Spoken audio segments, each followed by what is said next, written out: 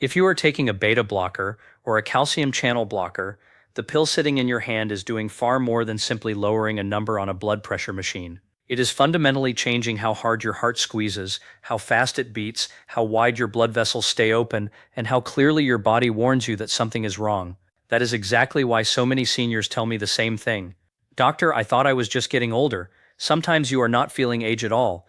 What makes this dangerous is that side effects do not always arrive wearing a name tag.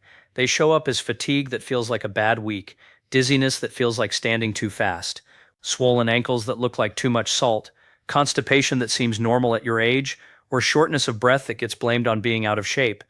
I have seen people ignore these warning signs for months because nobody explained what these drugs actually do inside the body. I have also seen people panic over symptoms that were completely fixable once they understood the medication. I'm Dr. William, and if you take either a beta blocker or a calcium channel blocker, you need to understand what is really happening because the safest patients are not the ones who know the drug name. The safest patients are the ones who know what the drug is doing, which side effects are common, which symptoms are serious, and what should absolutely never be ignored. Before we begin, let me be clear about something because this matters more than anything else we will discuss. Beta blockers and calcium channel blockers can be life-saving medicines. They lower blood pressure, reduce strain on the heart, control rhythm problems, and help many people live longer and better lives. This is not a video telling you to fear your prescription. This is a video about understanding it because knowledge transforms fear into confidence. A beta blocker works by dimming your body's response to stress hormones, especially adrenaline. Your heart does not race as easily. It does not squeeze as aggressively. Your blood pressure comes down because the entire system is less revved up. That mechanism is useful if you have high blood pressure, angina, a fast heartbeat, heart failure, or a history of heart attack. But it also means the body you are used to living in may start responding far more slowly than before. Calcium channel blockers work differently.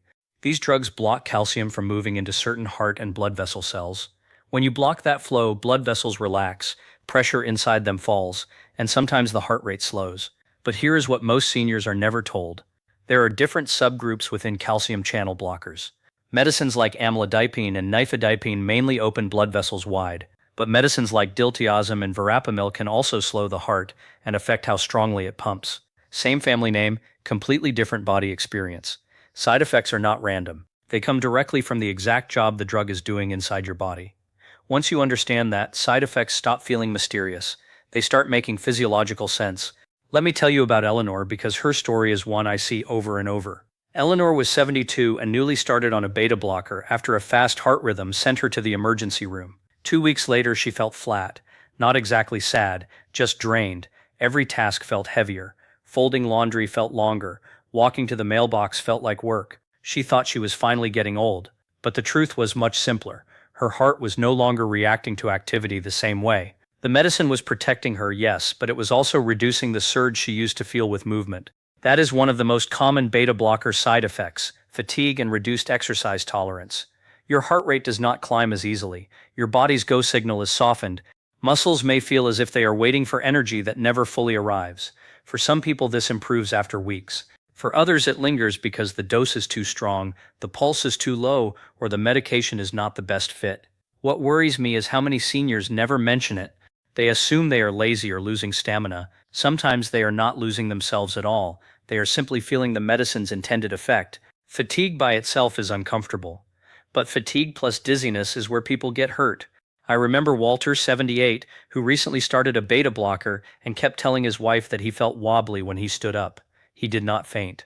He just had that brief shifting sensation, like the floor moved for 1 second before he caught up. One morning, he stood too fast to answer the phone and nearly went down into the coffee table. That near fall scared him. The pill had lowered his blood pressure and slowed his heart enough that his body was adjusting more slowly to position changes.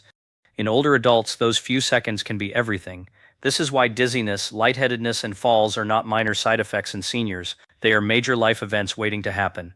When blood pressure is lowered or heart rate is slowed, especially in someone who is already dehydrated or taking several medications, the margin for safety shrinks fast. You may notice it most when standing up after a hot shower or getting out of bed at night. The tricky part is you may not even feel sick. You may just feel off, slightly washed out. In a younger person, that might mean inconvenience. In a senior, it can mean a broken hip or the beginning of a fear that steals independence. Another beta blocker effect that surprises people is cold hands and cold feet. Patients laugh when I mention it until they realize that is exactly what has been happening. They say, "Doctor, my fingers are freezing all the time now, or my toes feel cold even under blankets." That happens because these medicines can change circulation in small blood vessels and reduce the body's tendency to push blood aggressively into the extremities. Your heart is safer, but your fingertips may feel like they are living in another season. It is not usually dangerous by itself, but it can be miserable, especially in older adults who already have circulation issues. Then there are side effects people almost never connect to the medication: sleep problems, vivid dreams, and restless nights. I have had seniors tell me, "Ever since I started this heart pill, my nights feel strange." Sometimes they mean more intense dreaming, more awakenings, or sleep that feels lighter and less restorative. Not every beta blocker causes this, but it happens enough to deserve attention. When your body's stress signaling is altered, your internal rhythm can feel altered too. For a senior already struggling with sleep, even a modest change can affect mood, balance, memory, and energy the next day. Some people also report feeling emotionally blunted, foggy, or less mentally sharp. I want to be careful because many things can cause brain fog in later life. But when a patient tells me, "I just do not feel like myself since I started it," I listen. If the timing fits, if the symptom appeared right after the prescription changed, it deserves a real conversation, not dismissal. We have to talk about sexual side effects because seniors are too often treated as if intimacy no longer matters. It matters. Quality of life matters. Confidence matters. Some people taking beta blockers notice difficulty with erection, reduced arousal, or a general feeling that the body is less responsive than before. This can be from changes in circulation, changes in nervous system response, or simply from feeling more fatigued. What breaks my heart is how many patients stay silent out of embarrassment. They would rather protect the doctor from an awkward conversation than protect their own marriage or self-esteem. If this started after the medication, it is not vanity to mention it. It is part of the treatment picture. Weight gain can also sneak in, and it is not always because the medicine directly adds pounds. Sometimes you feel more tired and move less. You exercise less intensely because your heart rate does not rise as expected. Your daily burn drops. A short walk becomes your full capacity instead of your warm-up. Over time, the scale inches upward and you blame yourself. Some beta blockers are associated with weight gain, especially early on. Even a few extra pounds can worsen blood pressure, knee pain, sleep apnea, and blood sugar control. So the side effect is not just weight. It is the chain reaction that begins when energy and movement decline. Now let me show you one of the most dangerous hidden effects of beta blockers, especially if you have diabetes. These medicines can mask some warning signs of low blood sugar. Normally, when blood sugar drops, many people feel a pounding heart, shakiness, and that internal alarm saying, "Eat something right now." But a beta blocker can blunt that response. Your heart may not race the same way. The tremor may feel muted. The usual panic signal can be quieter. That means the first clue of low blood sugar might not be early discomfort. It might be confusion, sweating, weakness, or feeling suddenly strange when the situation is already serious. I spoke with Jerome, 69, who had type 2 diabetes and recently started a beta blocker. One afternoon at the grocery store, he suddenly felt odd, almost detached, like the lights were too bright. He did not feel his usual warning signs, just confusion, sweating, and weakness. His blood sugar was low, but the medication had taken away the familiar alarm bells he depended on. That is what makes this side effect so serious. It is not merely that low blood sugar happens. It is that the body's early warning siren may be softer. In a senior living alone, that delay matters. Beta blockers can also create breathing problems in certain people, especially those with asthma or lung disease. Some people notice more wheezing, more shortness of breath, or a cough worse with exertion. This is not the kind of symptom I want you to shrug off, especially if it appeared after the medicine started. Sometimes the drug choice needs to change. But breathlessness in a senior can never be treated as probably nothing. Now let's talk about calcium channel blockers, because they create completely different surprises. If beta blockers often make people feel slowed down, calcium channel blockers often make people feel expanded, flushed, puffy, or backed up.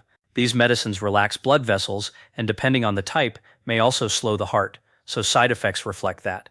Blood moves differently, pressure shifts differently, fluid redistributes differently. Patients frequently misread those changes as kidney trouble, salt overload, or something wrong with their circulation when it is actually the drug playing out. Let me tell you about Rose, 74, who started amlodipine for blood pressure. 3 weeks later, her shoes felt tight by late afternoon, her ankles looked puffier, her socks left marks. She became convinced her heart was failing. She cut back on water and stopped her evening walks. What was really happening was one of the classic calcium channel blocker side effects: peripheral edema. The blood vessels had relaxed in a way that encouraged fluid to move into tissues. It looked like water retention, but the mechanism was different. That distinction matters enormously. Here is what most seniors do not know. Calcium channel blocker swelling, especially with amlodipine or nifedipine, is often not because your body is overloaded with fluid like in heart failure.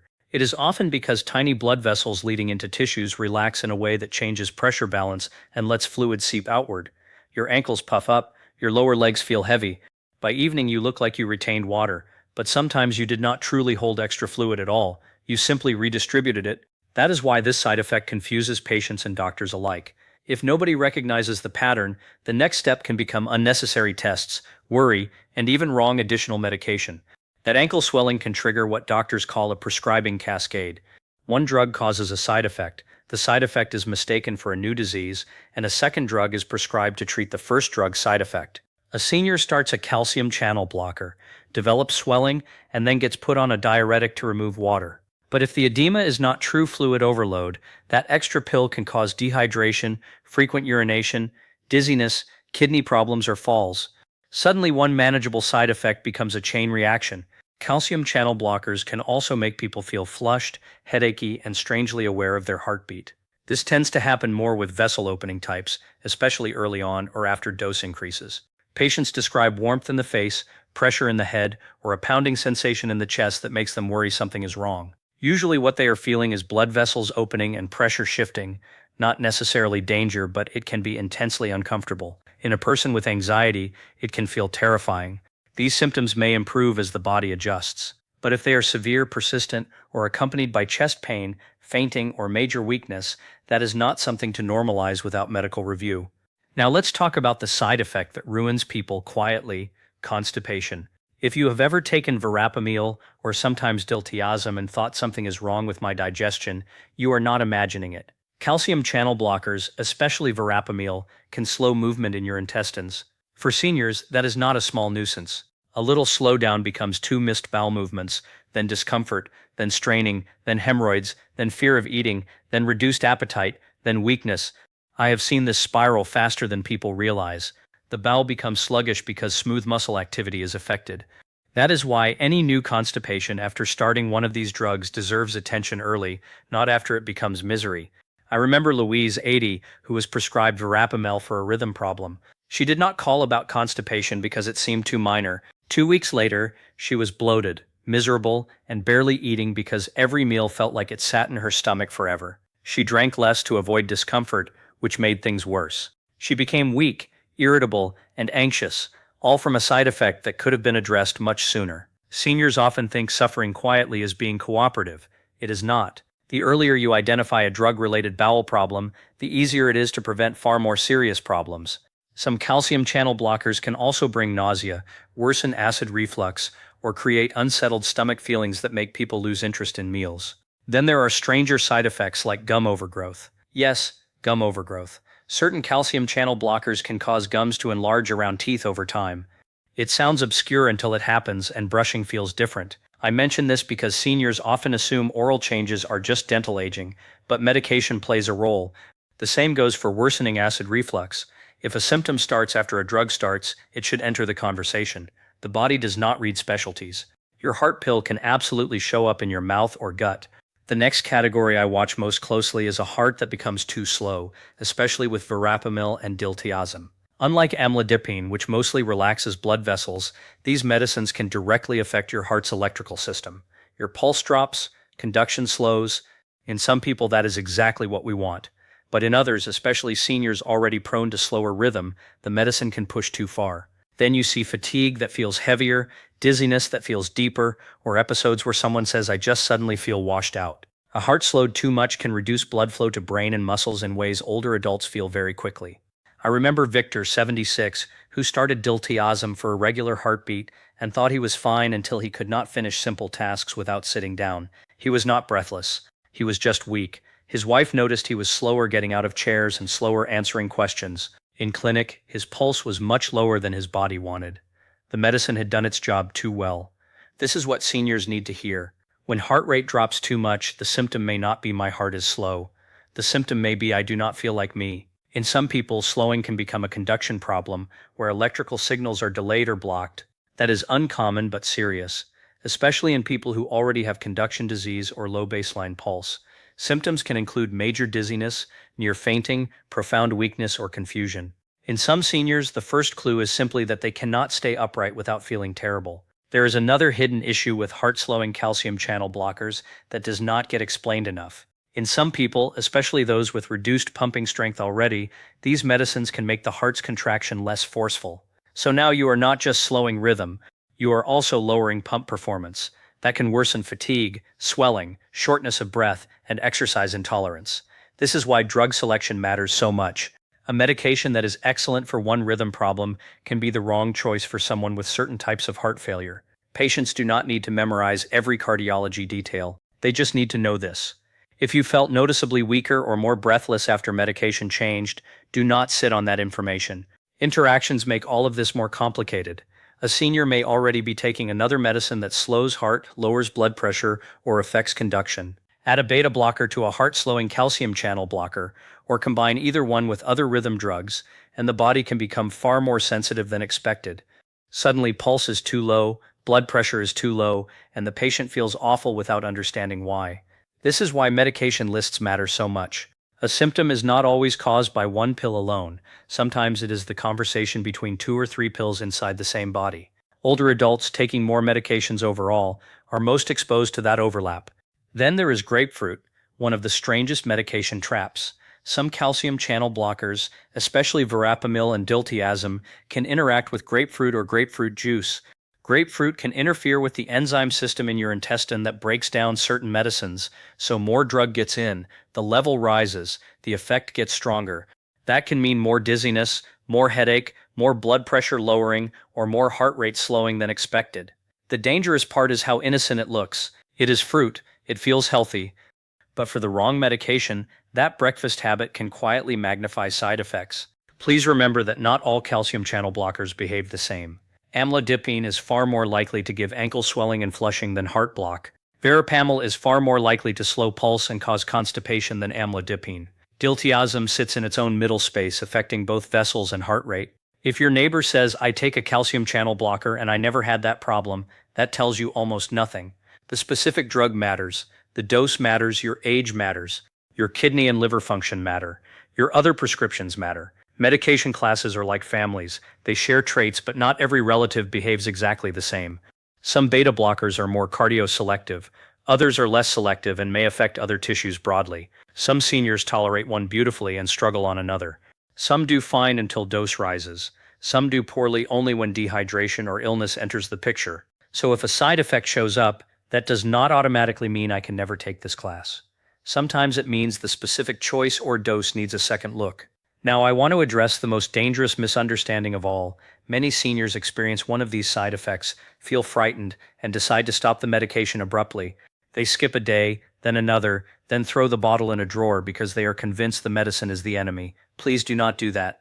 If this video helped you understand what may be happening inside your body, share it with a parent, spouse, sibling, or friend who takes blood pressure or heart medication. These conversations prevent silent suffering. Your prescription should never feel like a mystery, and your side effects should never feel like personal failure. They are signals. They are data. They are your body speaking. Learn the language, respect the warning signs, and take care of yourself.